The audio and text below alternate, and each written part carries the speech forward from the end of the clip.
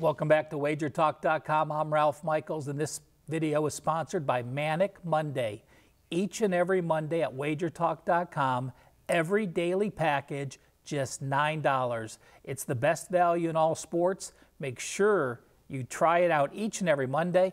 And again, don't forget, next Monday, college hoops are starting. This video is if Zeke Elliott will play or not. I'm just kidding. It's the Dallas Cowboys and the Atlanta Falcons. And, you know, Dallas has potential to have no Elliott, no Bryant. Terrence Williams is banged up. What do you make of it, Cheetah? Yeah, that's a great question, because I've not really known what to do with Dallas games, at least early in the week, until you figure out what the status is of Elliott. I missed the boat betting him as the 1-point dog, I believe, earlier in the week against Kansas City. And sure enough, they won that game and handled it okay. I'm surprised how often Atlanta has been getting bet every week in the market. I bet against them last Sunday. I ended up, once the Panthers got to 3, I just had to take it at home. And there's another one where Atlanta laying 3. I still think Dallas, if they're healthy, if Elliott's playing and Bryant's playing, and Williams has been fantastic actually for them, another receiver for Dak Prescott to throw to. I think they're the better team, so why is Atlanta laying a field goal or potentially more if there's some rumor that Elliott might not play? I'll wait and see, but if I was to pick a side, it would be Dallas, and so getting a field goal in this spot I think is pretty valuable. Marco, Atlanta off a 3-game road trip. A lot of teams are going to go on a 3-game road trip and lose 2 of those games to the competition they played. But what surprised me is Atlanta's D allowed 400 yards to New England, but their other 4 opponents, they only allowed 295 yards per game. So is this the week the offense gets on gear and the Falcons are the team we saw of last year, or is it another week of offensive struggles? Yeah, that's been the big question. What has happened to this Atlanta offense? Now, some of those games during the streak, Matt Ryan had some bad turnovers. You know, he threw some interceptions. He had some tip balls. Receivers, aided him in the interceptions.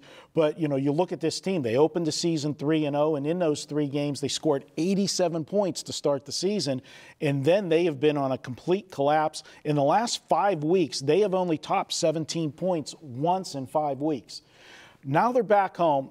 Off of that 3 games, I think their last home game, they had a 17-0 lead at home against Miami. And then I think they got caught looking ahead to what was coming up the following week. That was the big rematch with New England, the Super Bowl and everything. And I just think the whole season was centered around that rematch because of the way they lost that Super Bowl. Now they're back home. They got to get things untracked.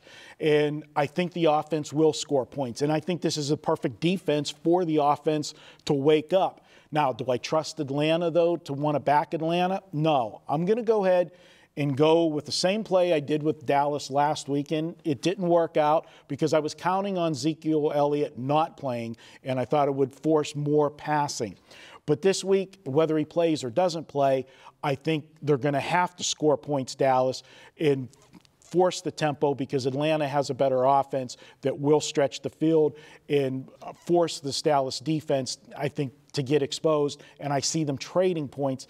And I got a couple stats for you guys. Another reason why I don't want to take Atlanta and lay the points with them, even though they are returning home. Their last 21 home games is a home favorite. 5-16 against the spread, the Falcons are. That's not somebody I want to jump in back laying points. But where I see the value is on the over. Atlanta is 11-2 to the over the last 13 home games. And their last 17 games playing NFC teams, home or away, how about 14-3 to the over? I'm going to go ahead and take this one over. I'm calling it a 31-28 type game. Either way, if you had to force me to take a side, I'd lean to Dallas in this one. But I think it's going to come down to a field goal either way at the end. But I see the winning team getting into the 30s. Best bet from Marco D'Angelo. Cowboys, Falcons, over the total. We appreciate you being with us for videos this week. Remember, Manic Monday, the best value in all of sports. Every daily package, every Monday. WagerTalk.com, just $9.